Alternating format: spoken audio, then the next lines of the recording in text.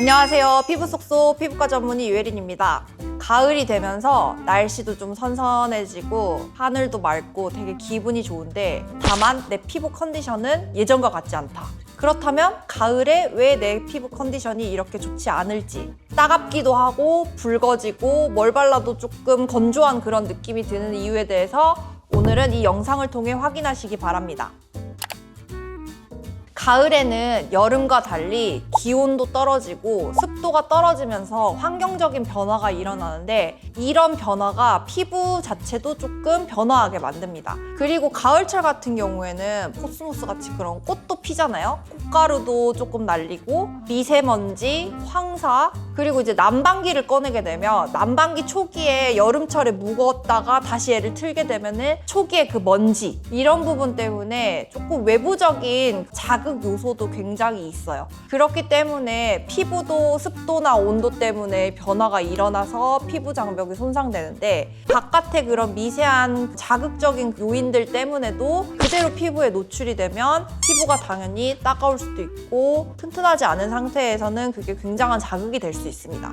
결과적으로 피부 장벽이 약해지면서 외부적인 요소에 노출이 되면 피부 장벽이 조금 손상되면서 가벼운 피부염, 피부가 붉어지고 따갑고 뭘 발라도 조금 당기고 이런 증상이 있을 수가 있겠습니다.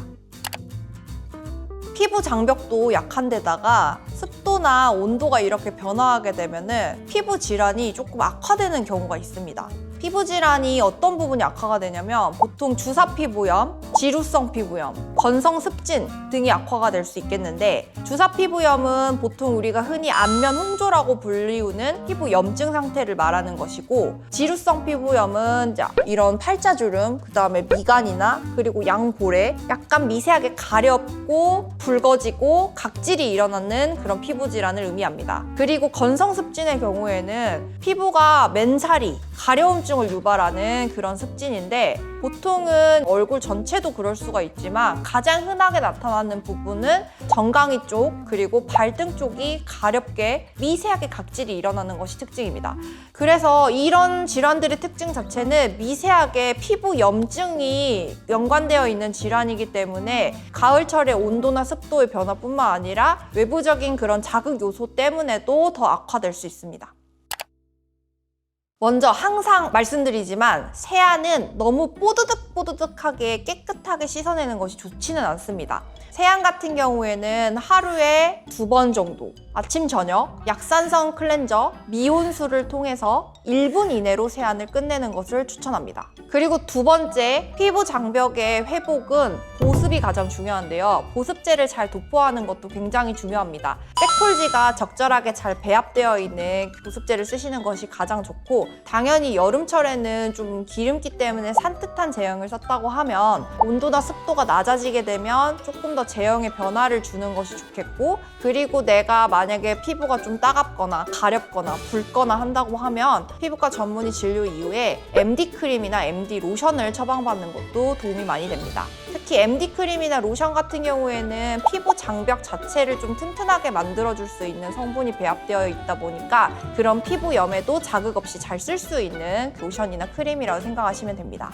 그리고 세 번째로 불금증, 따가움증이 있다고 하는 것은 결국에는 피부염이 있다는 것이기 때문에 피부염이 있을 때에는 아하나 바하 같은 필링 제제는 피하셔야 되겠고 그리고 레티놀 같이 피부를 미세하게 깎아내는 그런 성분의 화장품이나 연고 제형은 쓰시지 않는 것이 좋습니다. 피부는 열이 오르면 염증이 심해지기 때문에 피부에 열이 가는 행동을 좀 하시는 것은 좋지 않습니다. 좀 겨울이 된다고 했을 때 뜨거운 히터를 직접적으로 쐬는 것, 사우나나 찜질방 같이 열이 오르는 행동, 땀나는 운동, 격렬한 운동 등은 피부염이 있을 때는 적어도 일주일 정도는 하시지 않는 것이 좋습니다. 그리고 이제 물 많이 마시고 가습기를 틀어서 외부 습도를 한 50% 전후로 맞추는 것이 굉장히 중요한데 습도가 낮아지면 낮아질수록 피부가 건조한 이유는 바깥에 있는 공기의 습도가 낮아지면 피부 안쪽에 있는 수분을 빼앗아서 날아가 버리거든요. 그렇기 때문에 가습기나 이런 부분도 필수적으로 트시는 것이 좋습니다. 자외선 차단 무조건 하셔야 되고요. 자, 이렇게 습관 교정을 했는데도 불구하고 나아지지 않고 뭘 발라도 따갑거나 붉어지거나 미세하게 각질이 일어나거나 가렵고 따가운 증상이 지속된다. 그렇다고 하면 피부과 전문의의 진료를 보시는 것을 추천합니다.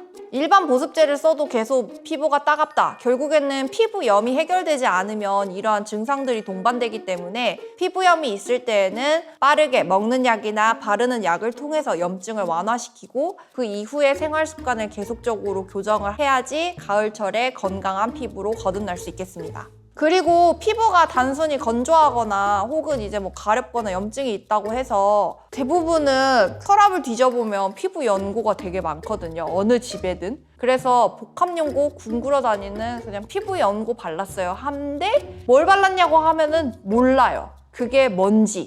그러니까 피부염 연고가 그 피부질환 연고가 딱 하나만 있는 게 아니거든요. 곰팡이 연고일 수도 있고 항생제 연고일 수도 있고 여드름 연고일 수도 있고 습진 연고일 수도 있고 복합 연고일 수도 있고 굉장히 다양하게 피부질환 연고가 형성돼 있기 때문에 피부가 따갑다고 해서 아무 피부 연고나 바르면 오히려 피부가 더 뒤집어질 수 있습니다.